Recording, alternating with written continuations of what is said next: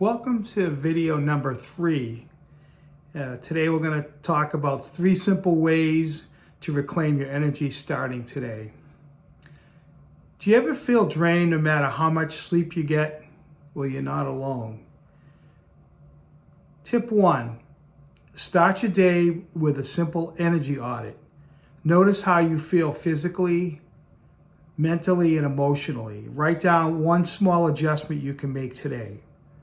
Tip number 2, move intentionally. Even short bursts of walking or stretching can reset your energy. I do this daily and it makes a big difference. Tip number 3, set boundaries with your time. Reclaiming energy means protecting it from constant demands.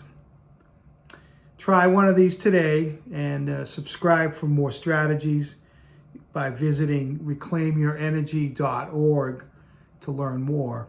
If you'd like to dive deeper, my book is available, Reclaiming Me, on Amazon, and you can find it in the link in the description. Talk to you soon.